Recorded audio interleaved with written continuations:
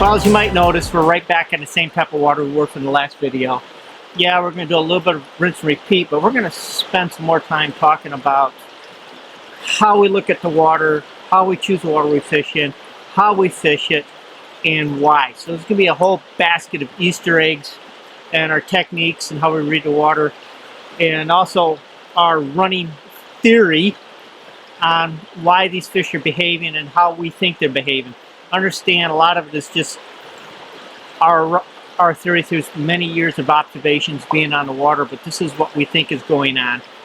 The fish never tell me, so I gotta guess. So take along, watch, pay attention. You might find a couple of really useful tips in the middle of all this. The river's kind of busy today, so we're just gonna have to make do like we have to do a lot of times when we're fishing. Well, let's see if we can catch a fish.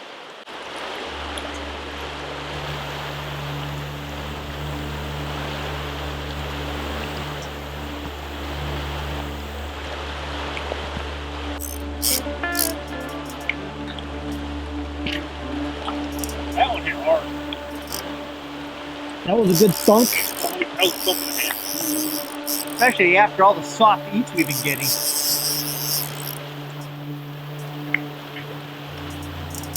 Oh boy. Hopefully he'll stay in this nice little pocket for us. Yeah, he's fucking pretty good.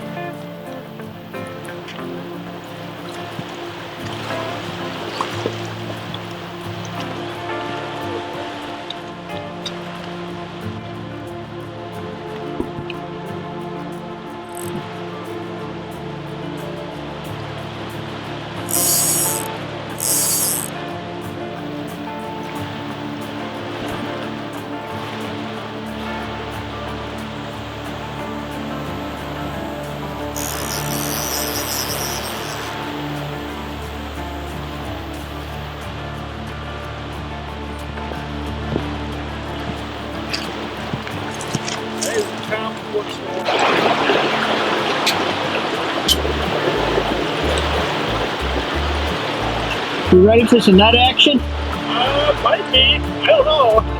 Well, let's see what happens. That's being awful nice. Make a trick out and put a whip down. That's a big fish.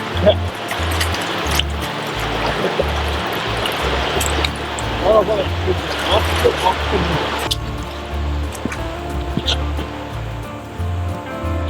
typical winter steelhead look.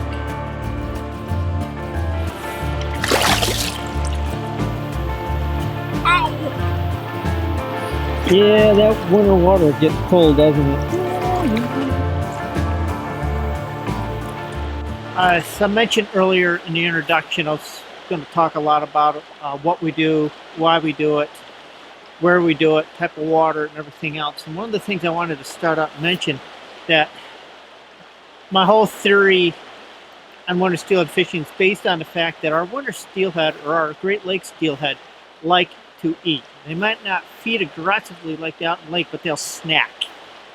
And so this is basically the base of which of a lot of my winter steelhead fishing is based around. Now, as most of you know, and it's no big secret where we're fishing, we're on the Salmon River, we're in the upper part of the river, and today it's busy. It's some nice weather in the middle of January. People are going to fish. So, that being said, we pick water where there's going to be some depth. We pick water where, even where Rick's fishing right now, you see that fast water? Underneath it is slow water. And I like to find water during the morning that's kind of walking pace or a little slower, 3 feet or deeper. That seems to be where they're comfortable.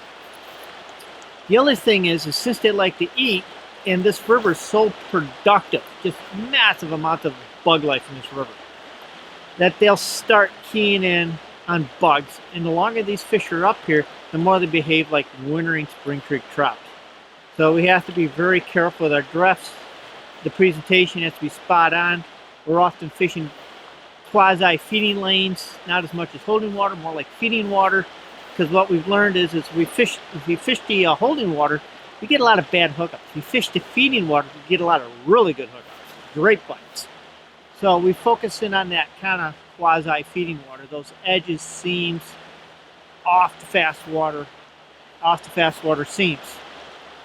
So this is what's basically going on. So a lot of our flies are going to be based on that. The water we choose is going to be based on that theory. So this is the kind of the overall approach or the overall theory behind what we do during the winter. As always, 8s, 10s, a lot of swing, a lot of fall. Bricks on a fish.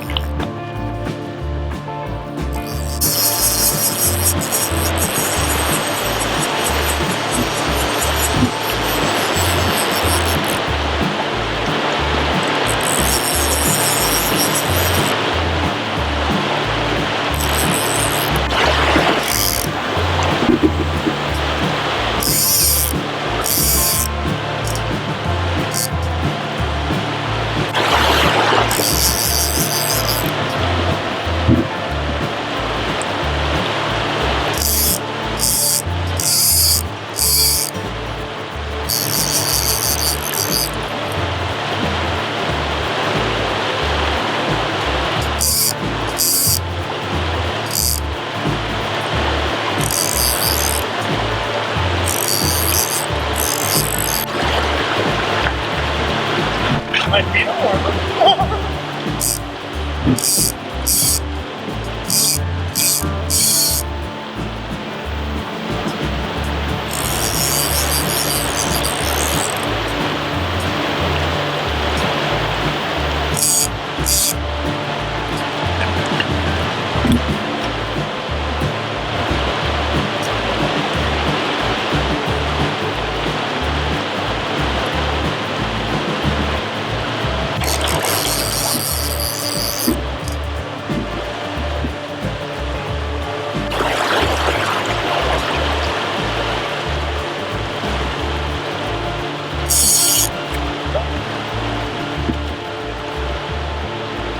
They don't cut like that. Yeah, it doesn't work too well with the light tippet we're using, does it? No, it don't. Oh, there's a poke. Yeah. Then what I found is that you gotta have that precise drift in the spot, and you gotta have really in the right seam, the right speed, and the right depth in order to get a strike in here. And which mind you only get one of the perfect drifts, like 1 every 10 casts, but that's when it seems like you get a hit. So you're not quite in the current. You know. Well, yeah, but we're working the current seam. Yeah, exactly. And the problem is you got a little swirl here, and every so often the swirl kind of leaves, and you get that nice even drift through. Like right now, it's just the water decided to come back and go a different direction. But it's got caught in the current. So basically, you got to find that seam, then work that seam. Exactly. Talk about the flies, what flies to use and why. I got a couple of boxes here, and yeah, they're a little beat up. But as you look in them, you'll probably find we're not carrying egg flies. To start out with, we're on the top of the Salmon River, and the Salmon River is a very productive river aquatically and environmentally. It has a huge population of insects. And with that in mind, understand that our Great Lakes steelhead like to eat. So the longer they sit in the upper part of this river, the more they're going to start acting like a wintering Spring Creek trout. They're going to get really dialed in on these bugs. They're not going to feed aggressively, but they're going to snack all winter. So as a result, we're going to be fishing a lot of, I'll start showing some of my flies here, nymphs, and basically in some sort of stonefly theme. There's a lot of stones, and it just seems to work. The sizes are staying with are 8s, 10s. Once in a while, we might go to 12s, but usually I like 8s and 10s. Sometimes I'll go with 6s, but 8 and 10 works. You see, we got some kind of what I call them hot beat stones. They got some color on them. Some flashback stones, a variation of the flashback theme.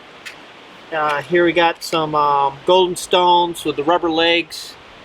The steelhead love rubber legs, so even we go to a Mega Prince, rubber legs, peacock herl, great stuff. So all these buggy, kind of like large trout flies that we've taken and basically blinged up or jazzed up by adding flash to them seems to work. We get a lot of clouding this time of year, dark days. And that extra flash, that extra color seems to stand out and help with these fish. You know, it's basically what we're doing. Even on this box here, my box is a little beat up, so see if I can get into this. I got some more traditional hare's ears in here. Some of the stuff has been tied with some, see if I can dig into here. In fact, I might even go fish this guy right here in a little bit.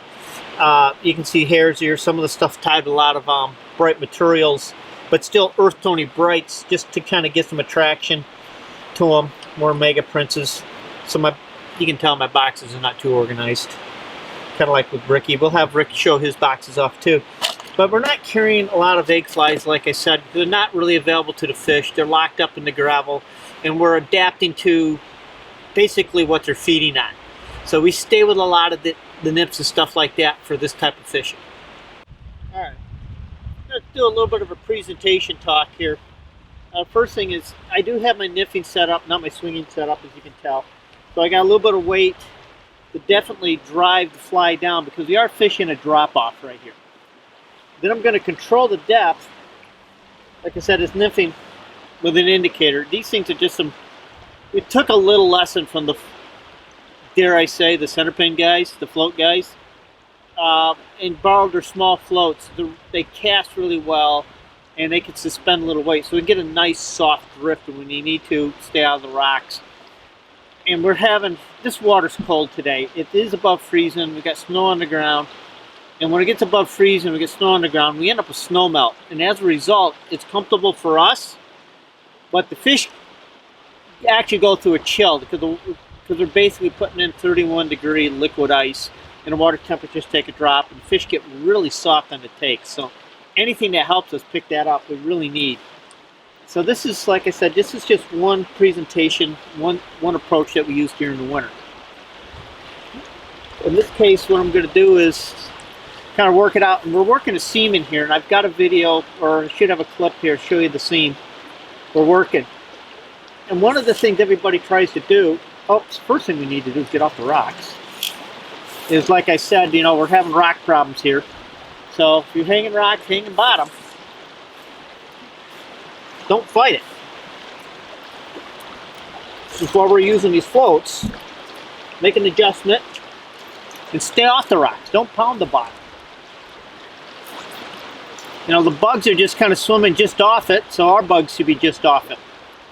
So we get that more natural presentation, kind of match what's happening with the insects when they get washed down into here. There we go, it's a little cleaner. And what I'm going to do is just work the edge of this seam. So in this case, I got to do a lot of downstream mending because I'm fishing into the fast water. And I'll just work this seam here. Now these seams got a really bunch of messy currents. So I got to constantly mend off those messy currents and work to keep the float going.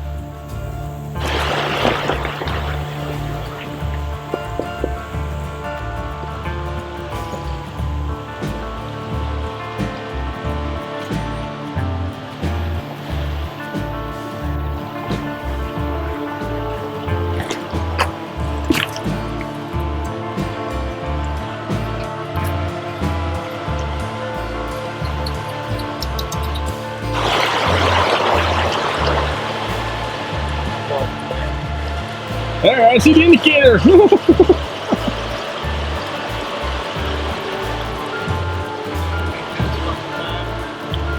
least he's staying deep in that slower water.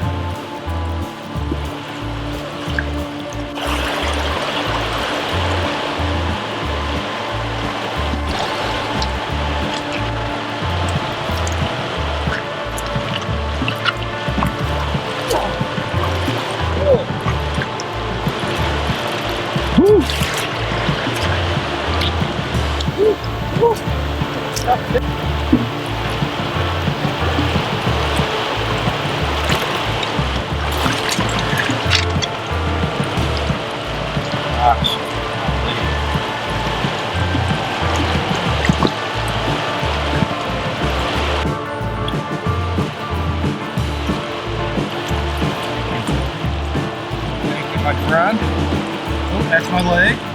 There you go. That was a good fish. Yeah, it was. That was strong. Oh, Rick. That was good. All right, your turn. A little cold. A little cold, but we love it.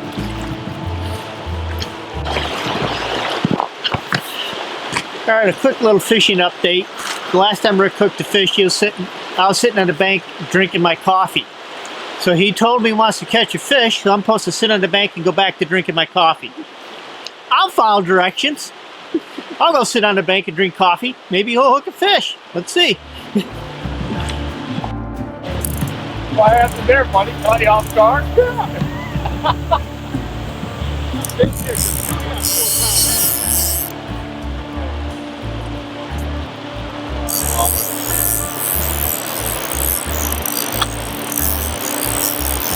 Here, you run 4-pound test, you said? Yeah. Well, let's see how this works out. Should be fun.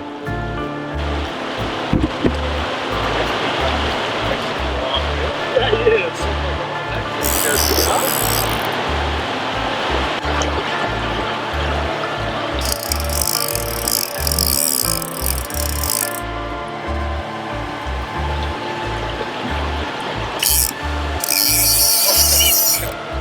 There he goes. Nice turn.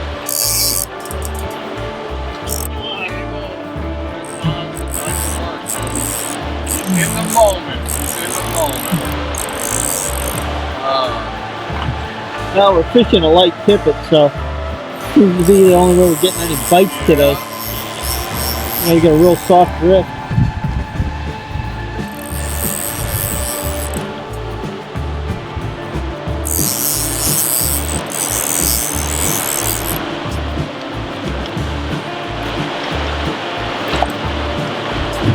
Block the shot too much, Jay. When I go out, when I cut in front, go off. Just do what you need to do when you go to do it. Just he's got ways yet. When they feel that soft water, and they get a little nervous.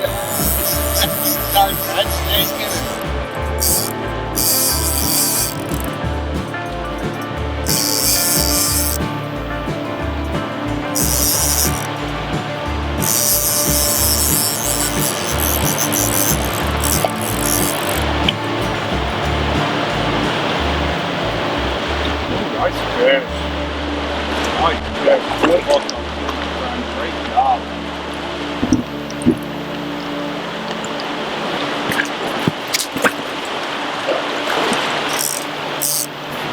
Got him. Oh, big pursuit. That was fun, huh? Got that classic winter steelhead look to him.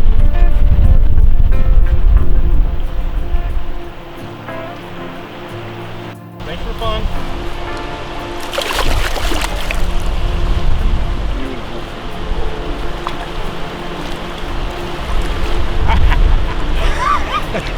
Yeah, that's what I wanted. That's what I was looking forward to today, right there. All right, we're going to shut this video down. We've worked on it a couple of days. I hope you found some useful Easter eggs and tips in our approach to this style of fishing.